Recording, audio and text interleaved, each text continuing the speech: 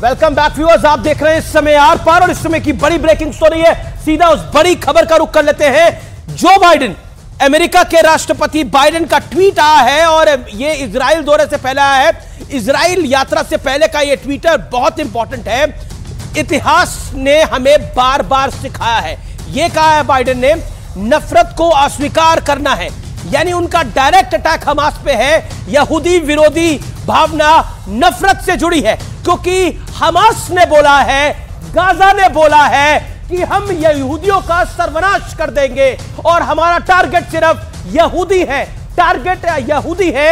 इसीलिए यह बयान आया है। यह बयान अपने आप में बहुत इंपॉर्टेंट है। सीधा देखते हैं मैजिक वॉल पे कौन कौन है हमारे साथ। सुधांशु त्रिवेदी है हमारे साथ, असीम वकार है, विवेक श्रीवास्तव है, लोन साहब है, आरएसएन है, डॉक्टर सुधांशु त्रिवेदी। बाइडेन का यह बयान कितना इंपॉर्टेंट है, क्योंकि हमास जैसे आतंकी संगठन ने यह कई बार बोला है कि सिर्फ इजराइल में ही यहूदी नहीं, दुनिया भर के यहूदियों को समाप्त करना है। देखिए, समस्या क्या है कि चंद कट्टरपंथी मुस्लिम सिर्फ यहूदियों के लिए थोड़ी बोल रहे हैं। भाई 9/11 में कोई यहूदी थोड़ी थे। क्रिश्चियन से लड़ाई लड़नी है यूरोप में, कम्युनिस्टों से लड़ाई लड़नी है चाइना में, बौद्धों से लड़ाई लड़नी है म्यांमार में। यह श्रीलंका में काहे जाके बम विस्फोट हुए थे भाई चर्चों में, उनसे लड़ाई लड़नी है। फिर कहते हैं हिंदुओं से लड़ाई लड़नी है यहां पर भारत में।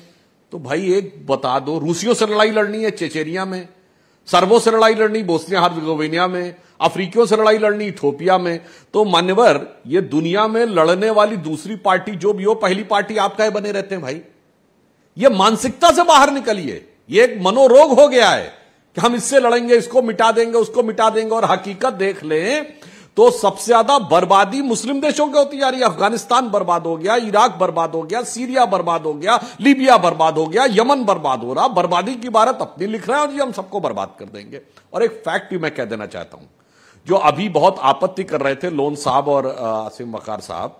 देखिए, हमास का फाउंडर था अहमद हसैन और इनके जो बेटा था हुसैन यूसुफ, जिसके विषय में आरएसएन साहब बता रहे थे। मैं दर्शकों से कहता हूं, किसी की बात पे यकीन ना करें, जो आरएसएन सिंह साहब कह रहे हैं साबित हो जाएगा, जाके चेक करिए।